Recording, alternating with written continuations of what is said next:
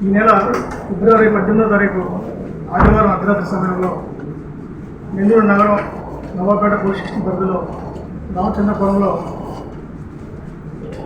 మడుపూరు కంచెల ప్రసాద్ అనే 35 సంవత్సరాల వ్యక్తిని కొంతమంది గుర్తు తెలియని దుండగులు ఇంట్లో ప్రవేశించి అతన్ని మర్డర్ చేసినట్టుగా, తర్వాత కొంతమంది వ్యక్తులకు అనుమానం ఉన్నట్లుగా వాళ్ళ బంధువులు ఇచ్చిన రిపోర్టు మేరకు మర్డర్ కేసు నమోదు చేసి ఈ కేసు దర్యాప్తు చేయడం మొదలైంది.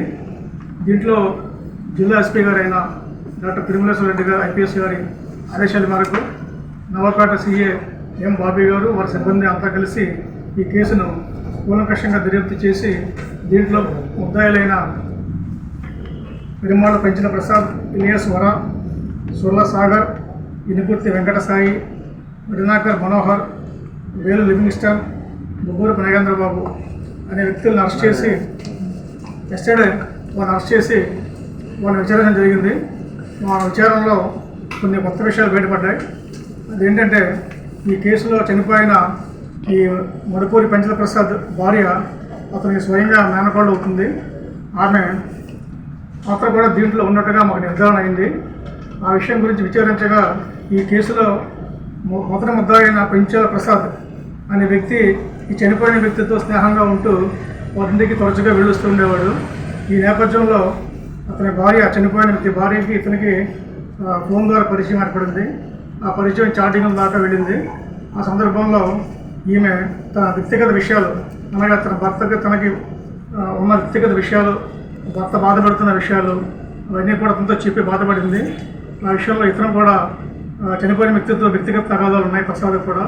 అవన్నీ దృష్టిలో పెట్టుకుని ఇతన్ని చంపాలని చెప్పి ఇద్దరు నిర్ణయించుకుని ఇతను తన స్నేహితులైన ఇతర ముద్దాయిల సహకారంతో, ఈమె సహకారంతో ఈ మర్డర్ చేయడం జరిగింది. ఆ రోజు మర్డర్ జరిగిన రోజు సాయంత్రం నైట్ ఈమె అతనికి తెలియపరిచింది, మా ఇంట్లో ఎవరు లేరు, మీరు రావచ్చు, వచ్చి మర్డర్ చేయొచ్చు అని చెప్పింది. అది అవకాశంగా తీసుకుని ఆ రోజు ఆమె తలుపు తీసి పెట్టగా అతను లోపలికి వచ్చాడు. కిందపాటు ముగ్గురు వ్యక్తులు కూడా వచ్చారు, ముగ్గురు. నలుగురు కలిసి నిద్రపోతున్న ఈ పెంచల ప్రసాద్పై దాడి చేసి అతన్ని విచక్షణారహితంగా కత్తులతో పొడిచి చంపడం జరిగింది. ఆ సమయంలో వాళ్ళు సహకరించి ఈమె కూడా ఒక కత్తి కూడా వాళ్ళకి ఇవ్వడం జరిగింది. ఈ విషయాలన్నీ కూడా దర్యాప్తు వెల్లడైనాయి. అందువల్ల ఆమెను కూడా ఈరోజు అదుపులో తీసుకుని విచారించు, ఆమె కూడా నేరం అంగీకరించింది. ఆమెను కూడా అరెస్ట్ చేసి కోర్టుకు పంపిస్తాం.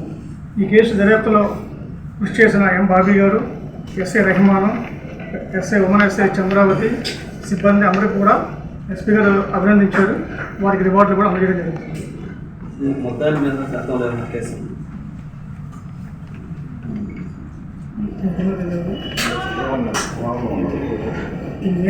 ఈ వీడియో కనుక మీకు నచ్చినట్లయితే లైక్ చేసి షేర్ చేయండి. మరిన్ని లేటెస్ట్ అప్డేట్స్ కోసం మా ఛానల్ ని సబ్స్క్రైబ్ చేయండి.